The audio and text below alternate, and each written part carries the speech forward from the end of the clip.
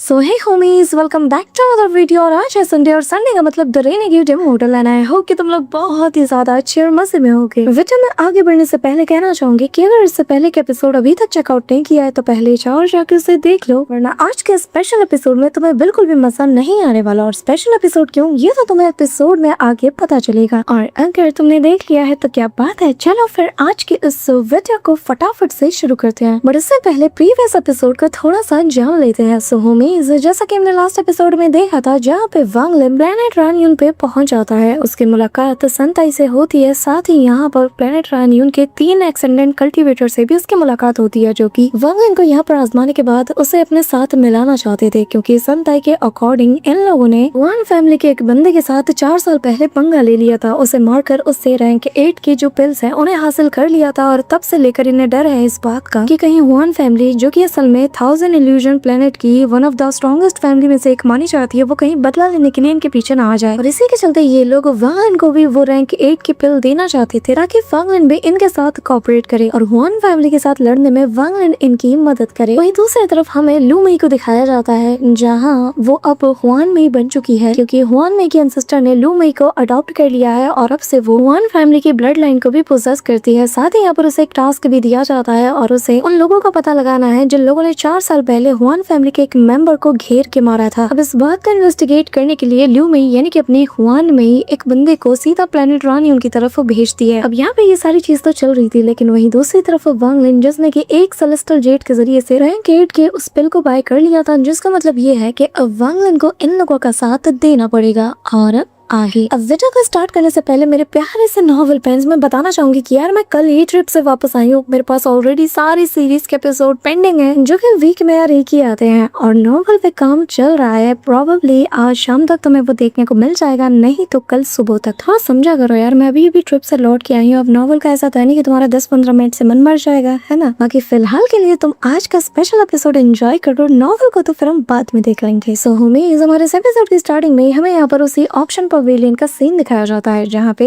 वो जो लेडी थी वो खुद भी हैरान थी और चारों तरफ सभी लोग यही बातें कर रहे थे कि क्या सिर्फ एक सेलेस्टियल जेट से कोई कैसे इसे बाय कर सकता है। वांग लिन यहाँ ऊपर से नीचे की ओर देखता है, लेकिन लोग तो यहाँ पर अभी इसी के बारे में बात कर रहे थे कि इसने पूरे के पूरे ट्रेजर पवेलियन को ह्यूमिलेट किया है, इसका दिमाग तो ठीक है या फिर इसने कोई सस्ता नशा कर लिया है। अब यहाँ पे ये सारी बातें तो चल रही थी, लेकिन वांग लिन का ये जो सीरियस एक्सप्रेशन था उसे देखकर वो लेडी समझ आती है कि वांग लिन ने वाकई में सिर्फ एक सेलेस्टियल जेट की बोली लगाई है। लेकिन वो लेडी अपने मन में कहने लगती है कि अगर इसने वाकई में एक सेलेस्टियल जेट की बोली लगाई है और मैंने इसे दे दिया, तो फिर हमारा जो पवेलियन है वो किसी को मुंह दिखाने लायक नहीं बचेगा, सब के सब इसकी बुराइयां करेंगे। और यहाँ तक लोगों के बीच में ये बात भी आम हो जाएगी कि शायद ये एक बहुत ही बड़ा स्कैम है। हो सकता है कि ये जो पिल है ये असली ही ना हो, पर अगर मैंने इसे नहीं बेचा तो फिर एंसेस्टर मुझसे बहुत ज्यादा नाराज होंगे। उन्होंने हर हाल में कहा था कि इसे मुझे बेचना ही है। यहाँ पे हम सन फैमिली के एंसेस्टर को देखते हैं, जो कि वांग लिन की यहाँ पे तारीफ करते हुए कहने लगता है कि ब्रदर जू, तुमने बहुत ही अच्छा काम किया है, मैं वाकई में तुम्हें बहुत ज्यादा एडमायर करता हूँ तुम्हारे इस फैसले के चलते। तभी यहाँ पे वो जो लेडी थी वो सभी को अनाउंस करते हुए बताने लगते हैं कि अब जबकि किसी और ने बोली नहीं लगाई, तो ये जो 8 ग्रेड का पिल है इसे मैं एक सेलेस्टियल जेट के बदले में यहाँ आप सभी के सामने बेच रही हूँ, और अब से ये पिल उस कल्टीवेटर को बिलोंग करता है। ये सुनकर तो सभी के होश उड़ जाते हैं, वो लोग अपनी जगह से उठ के बैठ जाते हैं और कहने लगते हैं कि क्या मैंने अभी जो सुना ये सच है, क्या वाकई में ये पवेलियन एक सेलेस्टियल जेट के बदले में एक 8 ग्रेड के पिल को सेल कर रहा है। ये एक 8 ग्रेड का सब डिवाइन पिल है, आखिर आप लोग इसे ऐसे कैसे बेच सकते हो। लेकिन वांग लिन यहाँ अपने उस 8 ग्रेड के सब डिवाइन पिल को अपने पास रख लेता है। इसी के साथ वांग लिन यहाँ पर उस सन फैमिली के एंसेस्टर से कहने लगता है कि फेलो कल्टीवेटर सन, अगर आपके पास कहने के लिए कुछ भी नहीं तो फिर मैं यहाँ से जा रहा हूँ। ये कहते साथ ही वांग लिन जो है वो यहाँ से चला जाता है। अब यहाँ पे सन फैमिली के एंसेस्टर उसे कुछ रोक के कहना तो चाहता था, लेकिन वो फिलहाल के लिए खुद को थोड़ा होल्ड करता है। इसी के साथ सीन शिफ्ट होता है, हम वांग लिन को देखते हैं जो कि यहाँ से काफी दूर निकल चुका था, लेकिन तभी उसे कुछ फील होता है। वो कहने लगता है कि बताओ आखिर तुम्हें क्या चाहिए। तभी यहाँ वांग लिन के पीछे हम सन ताई को देख पाते हैं, जो कि अपने पास से एक बैग ऑफ होल्डिंग को बाहर निकालते हुए कहने लगता है कि इसके अंदर लगभग 50,000 सेलेस्टियल जेट्स हैं, जिसे कि मैंने आज तक सेव किया है, और इसके अंदर कुछ ऐसे मेथड्स हैं जो कि असल में एक पिल और दूसरा एक ट्रेजर रिफाइनिंग से रिलेटेड है। मुझे लगता है कि शायद ये तुम्हारे काम आ सकता है। वांग लिन ने अपने पास रख लेता है। तभी यहाँ भी सन ताई उसे बताने लगता है कि मैंने इन्हें जब सेव किया था तो मुझे लगा था कि शायद आगे चल के मुझे ऐसा मौका मिल जाएगा कि मैं इन्हें कभी यूज कर पाऊंगा। मुझे लगा था कि शायद मैं अपनी कल्टीवेशन को रिकवर करके वापस से अपनी पुरानी जिंदगी को पा सकता हूँ, पर असल में ऐसा कुछ भी नहीं कर पाया और अब ये सारी चीजें मेरे लिए बस यूजलेस है, तो तुम इन्हें रख सकते हो। ये कहते हुए वो यहाँ से जाने लगता है। अब वांग लिन संताई से जुड़े कुछ पुराने इंसिडेंट्स को याद करता है कि जब उसका सामना लू यानफेंग से हुआ था तो तब संताई ने आके उसकी जान तो बचाई थी, लेकिन फिर उसने भी वांग लिन को मारने की कोशिश की थी। लेकिन फिर उसे वो सीन भी याद आता है जब वांग लिन और जो संताई है ये लोग पहली बार मिले थे, और फिर वो सीन भी वो याद करता है जब संताई और जो जैंग गिवन क्लैन के एंसेस्टर के बीच का जो क्लैश हुआ था, जिसके चलते संताई हमारे जो अलायंस स्टार सिस्टम से सीधा ऑल हेवन स्टार सिस्टम में आ गया था। अब बेसिकली जब वांग लिन ये सारी चीजें याद करता है, इन्हें फील करता है, तो उसे लाइफ एंड डेथ से भी बढ़कर एक चीज समझ में आती है और वो है इसका कर्मा। यानी कि जब इंसान दुनिया में आता है तो ये उसकी लाइफ होती है, जब मर जाता है तो वो डेथ हो जाता है, लेकिन जिंदगी इतनी भी आसान नहीं होती। इसके बीच में आता है कर्मा। आपने जो पास्ट में कर्मा किए होंगे ना, उसका असर आपको आपके फ्यूचर में जरूर दिखेगा। यानी कि अगर पास्ट में हम एक छोटी सी चीज को भी चेंज करते हैं, उसका डायरेक्ट असर हमारे प्रेजेंट यहाँ तक कि हमारे फ्यूचर पे भी पड़ता है। अब यहाँ पे वांग लिन की जो कर्मा की समझ थी ये थोड़ा थोड़ा बढ़ता जाता है और वो कहने लगता है कि जो संताई है उसकी जिंदगी मेरे चलते खराब हुई, जहाँ पे वांग लिन सीनियर ज़्याओई से मिला और फिर ज़्याओई के चक्कर में ही संताई ने वांग लिन से वादा किया कि वो उसको प्रोटेक्ट करेगा। ऐसा कह सकते हो कि इनके बीच में कॉन्ट्रैक्ट बना। फिर आगे चल के जो संताई था वांग लिन के ही चलते इसका सामना जायंट गिवन क्लैन के सिस्टर से हो जाता है और फिर रेस्ट ऑफ द स्टोरी तो तुम्हें पता ही है। पर वांग लिन कहने लगता है कि अगर मेरे चलते संताई की जिंदगी खराब हुई है तो फिर मेरे चलते ही संताई को सुकून भी मिला है, क्योंकि अब उसे किसी भी चीज की लालच या फिर किसी भी चीज की कोई भी डिजायर नहीं है। संताई कहीं ना कहीं अपनी लाइफ से सेटिस्फाइड है और ये चीज भी कहीं ना कहीं इसे वांग लिन की वजह से ही फील हुई है कि यार ये कल्टीवेटर बनना, कल्टीवेशन करना, इसका कोई एंड नहीं है। अब वांग लिन जब डीपली इन सब के बारे में सोचता है ना, तो कहीं कहीं उसके अंदर एक कार्मिक डोमेन बनने लगता है। यानी कि उसके अंदर जो कर्मा का जो नॉलेज है ये काफी हद तक बढ़ चुका था। अब तभी वांग लिन यहाँ से डिसअपीयर होकर सीधा एक माउंटेन एरिया में पहुंच जाता है, जहाँ वांग लिन अपने पास से उन सेलेस्टियल जेट्स को बाहर निकाल के कहने लगता है कि इस वक्त मेरे पास ऑलमोस्ट 3 लाख सेलेस्टियल जेट्स हैं, पर मुझे अफसोस है कि शायद ये भी इनफ नहीं कि मैं ब्रेक थ्रू कर पाऊँ।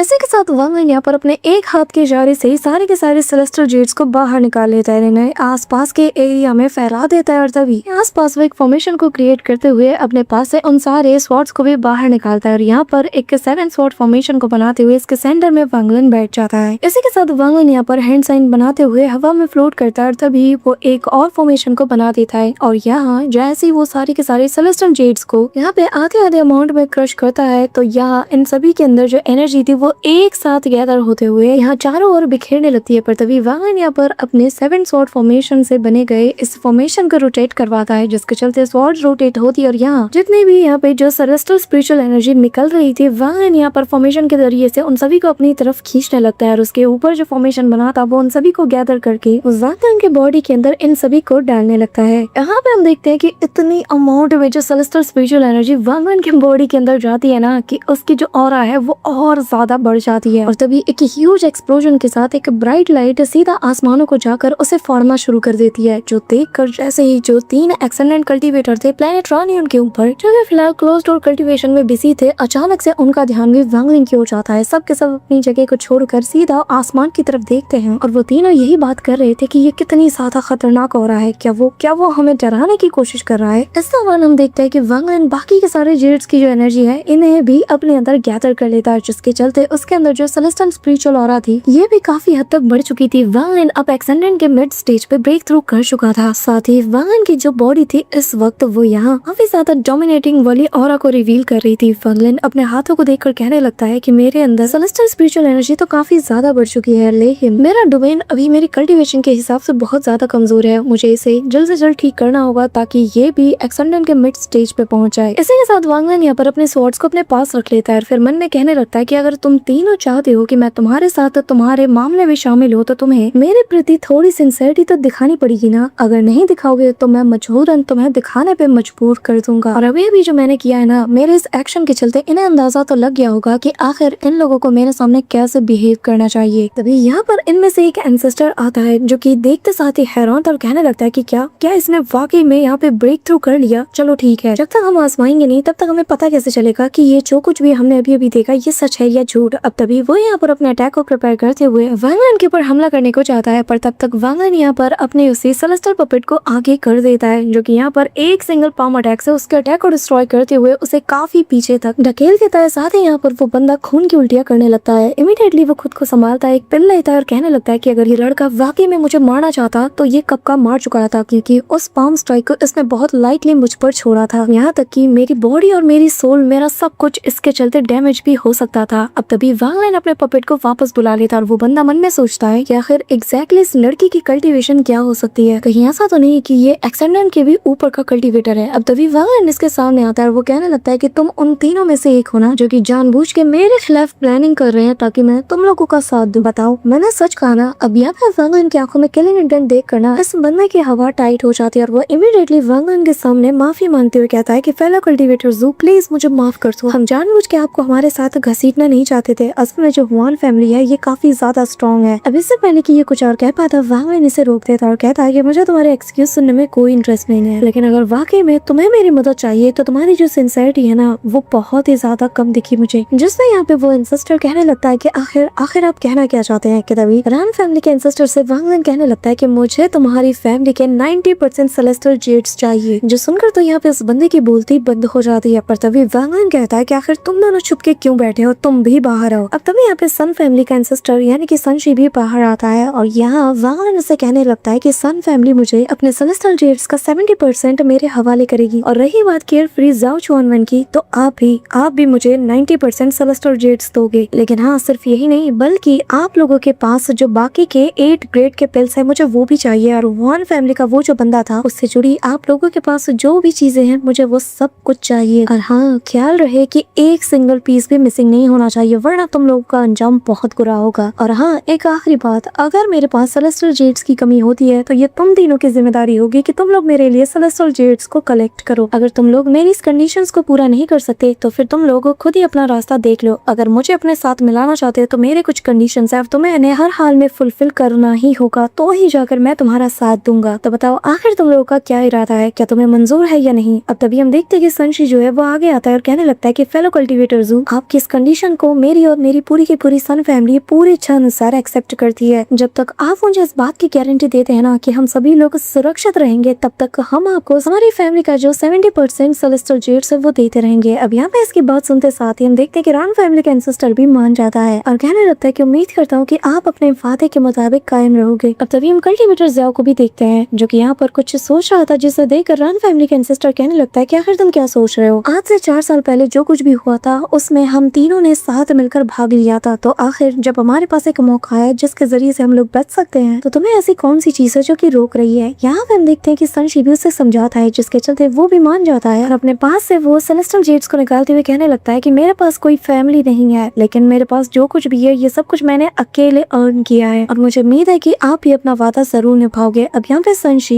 यहाँ हुआन फैमिली के उस बंदे की जो भी बिलोंगिंग्स थी वो वांग लिन के हवाले सौंप देता है, जिसके बाद वांग लिन इन सारी चीजों को अपने पास रखते हुए इनसे कहने लगता है कि जब तक बहुत ज्यादा इम्पोर्टेंट ना हो तब तक मुझे परेशान मत करना, और हाँ, हुआन फैमिली से जो कोई भी आएगा उसे तुम लोग मुझ पे छोड़ देना, उसे मैं खुद हैंडल करूंगा। ये कहते हुए वांग लिन सीधा यहाँ से निकल जाता है। इसी के साथ हम वांग लिन को देखते हैं जो कि अपने केव के अंदर मौजूद है और यहाँ पर हुआन फैमिली के उस बंदे के बैग ऑफ होल्डिंग को वांग लिन निकाल कर इसके अंदर की चीजों को चेक करना शुरू कर देता है, जहाँ वांग लिन को यहाँ इसके अंदर कुछ कपड़े, कुछ चीजें नजर आती है जिनमें से एक टोकन भी था और वांग लिन को समझ नहीं आ रहा था कि आखिर ये सारी चीजें एक दूसरे के साथ कैसे कनेक्टेड है। और वांग लिन सबसे पहले उस टोकन को बाहर निकालता है और यहाँ अपने सेलेस्टियल पपेट को भी और उससे कहने लगता है कि जरा इसके अंदर जाओ और चेक करो। अब तभी हम देखते हैं कि वांग लिन जैसे ही करता है ना तो वो फील कर लेता है कि भले ही इस टोकन को किसी खास मटेरियल से नहीं बनाया गया, लेकिन इसके अंदर जो सीक्रेट आर्ट है वो असल में लाइफ सोल से लिंक्ड है, और जिसका मतलब ये है कि हुआन फैमिली को ऑलरेडी इसके मौत के बारे में पता चल चुका है। अब तभी वांग लिन उसके अंदर से एक जेड स्लिप को बाहर निकालता है, जिसके अंदर जैसे वो अपने डिवाइन सेंस को डालता है तो उसे पता चल जाता है कि आखिर इस बंदे के साथ हुआ क्या था। जहाँ पे हम देखते हैं कि ये अधमरी हालत में एक प्लेनेट के ऊपर लैंड करता है और मरने से पहले वो अधमरी हालत में एक जेड स्लिप के ऊपर सारी चीजें मेंशन कर देता है कि जो प्लेनेट यूनशिया है उसके पास ही मुझे वो जगह मिली जहाँ पर मुझे वही गोल्डन बोन वाली वेन मिली और जो कि असल में metal attribute of fire stone है। अब यहाँ वांग लिन को जैसे ये चीज पता चलती है ना तो वो शॉक्ड हो जाता है कि क्या एक पूरी की पूरी खदान जो कि पूरी तरीके से मेटल एट्रीब्यूट वाले फायर स्टोन से भरी है। वांग लिन अपनी जगह से खड़ा हो जाता है और कहने लगता है कि हेवन डिफाइंग बीट के अंदर इस वक्त बस मेटल एलिमेंट मिसिंग है और अगर एक बार इसे ये चीज मिल जाए ना तो फिर ये मुझे अपने मास्टर के रूप में एक्नॉलेज कर लेगा। अब तभी वांग लिन यहाँ पर जो एंसेस्टर्स थे ना तीनों, उनके पास अपना मैसेज पहुंचाता है, जहाँ वो सबसे पहले जो सन फैमिली का एंसेस्टर है उसके पास अपना डिवाइन सेंस भेजता है और उसे बताने लगता है कि मुझे ये जो पूरा का पूरा ऑल हेवन स्टार सिस्टम है, मुझे इस पूरे के पूरे स्टार सिस्टम का एक मैप बना के दो और जल्द से जल्द उस जेड स्लिप को मेरे हवाले कर दो। अब यहाँ पे संशी बिल्कुल ऐसा ही करता है और वांग लिन के पास वो उस जेड स्लिप को भी डिलीवर कर देता है, जिसके अंदर पूरे के पूरे ऑल हेवन स्टार सिस्टम का मैप मेंशन किया गया था। जहाँ वांग लिन जब इसे देखता है तो उसे प्लेनेट यूनशिया का पता चल जाता है और साथ ही उस मिस्टीरियस प्लेनेट का भी वांग लिन को पता चल जाता है, जहाँ पर उसे मेटल एलिमेंट मिलने के सबसे ज्यादा चांसेस है, और जैसा कि उस बंदे ने अपनी जेड स्लिप में मेंशन किया था। इसी के साथ वांग लिन उस जगह को पिन पॉइंट करते हुए यहाँ से तेजी से निकलने लगता है, पर तभी ये जो 3 एंसेस्टर थे